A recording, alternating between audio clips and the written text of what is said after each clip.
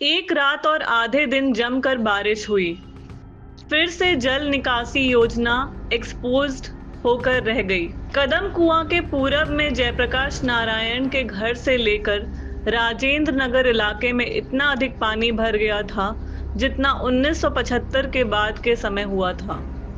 इसके बाद जल निकासी की अनेक योजनाएं बनाई गईं। जब 2006 के बाद से नगर के अंदर कंक्रीट रोड डाले जाने लगे, तब दिखता था कि दोनों तरफ 8 फीट गहरा जल निकासी का नाला भी डाला जाता था। इस गहरे नाले के बावजूद जल जमाव की समस्या बनी रही। तब यह प्रश्न था, विकास योजनाओं का कुछ दोष है क्या? सामान्य जांच करने पर यह पता चला कि यह नाले किसी भी निकास नाले से लिंक नहीं किए जाते। पटना में जितने भी ऐसे नाले हैं जो पानी लेकर उत्तर की दिशा में बहते हैं, उन सब का गंतव्य गंगा नदी है। सभी बड़े बड़े नाले कचरों से और प्लास्टिक बैग से भरे रहते हैं। इनमें से कई नालों को ऊपर से सड़क बनाकर अंडरग्राउंड कर दिया गया है।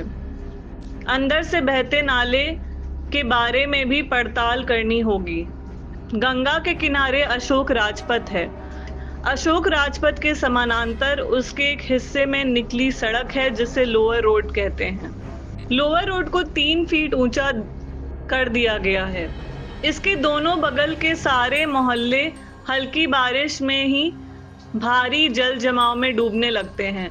इसी तरह पुराना चिड़ियाटाड़ पुल, पोस्टल पार्क इलाका हफ्ते हफ्ते भर जलमग्न रहता है।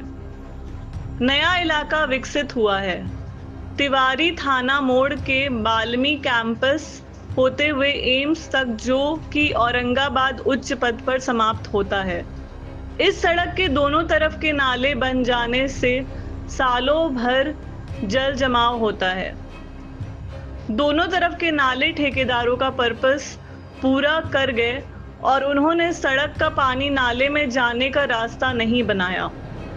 अब सड़क का पानी इधर उधर नहीं फैला, बल्कि सड़क पर सालों भर जमा रहता है।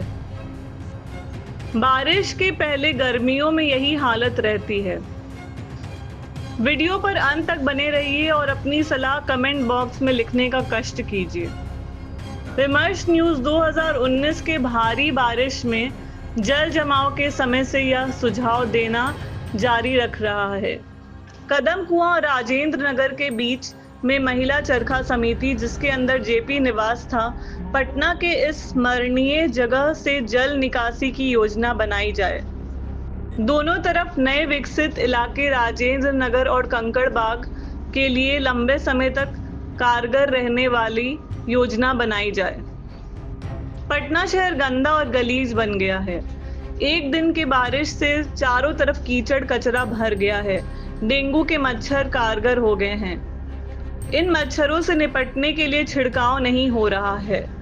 नीतीश की सरकार के 20 वर्ष पूरे होने जा रहे हैं और शुरू से ही नगर की सफाई और कचरा उठाओ की योजना के बारे में बड़ी बड़ी घोषणा की गई है, परंतु पटना के मोहल्ले खराब ऊंचे नीचे सड़कों की वजह से ऐसा महसूस करते हैं जैसे यह पहाड़ में बने ट्रैकिंग ग्राउंड बनाए गए हैं।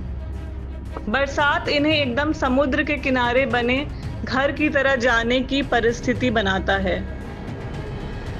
यह मानव निर्मित आपदा है जो बनी रहती है और इसको एक्सपोज कर देने के लिए कभी कभी होने वाली तेज बारिश को लिया जाना चाहिए। देखते रहिए विमर्श न्यूज़। चैनल को लाइक और सब्सक्राइब जरूर कीजिए। धन्यवाद। सर कितनी दिक्कत हो रही है? सर रोड नंबर 2 में बहुत दिक्कत है। पानी पूरी तरह से आप देख ही रहे हैं, लॉगिन हो गया है पानी पूरा, क्लिनिक और सारा जगह भरा हुआ है और पेशेंट भी इसी तरह से दिखा रहे हैं। पेशेंट को आने में दिक्कत हो रहा है, जाने में दिक्कत हो रहा है। जो रोड बना है कम से कम एटलीस्ट समय पे अगर नाला का सफाई हो जाए तो वाटर लॉगिंग ना हो और इससे बाकी किसी को भी दिक्कत ना होती। लेकिन वाटर लॉगिंग का मेन प्रॉब्लम तो नाला का सफाई नहीं होना है, इसीलिए सारा दिक्कत हो रहा है। हर साल इसी तरह की हर साल जब बरसात शुरू होती है तो पानी जरूर लगता है। अब इसके बाद नाला का जब सफाई होगा तो पानी धीरे धीरे कम सरकार होगा। और नगर निगम लगातार वादे दावे करती है, पेरिस बनाने की बात करती है, चाहे वाटर लॉगिंग की समस्या दूर हो जाने की बात करती है, पर फिर 10 के 10 रह जाए, करोड़ों रुपया के बंडल आपके सामने सबूत है, आपके सामने सब दिख रहा है कि क्या स्थिति है, पेरिस है या लंदन है, अभी तो सरकार बताएगी। लेकिन जो स्थिति है ये स्थिति है कि पेशेंट को आने में भी दिक्कत है और पेशेंट को देखना इलाज करना बहुत मुश्किल है।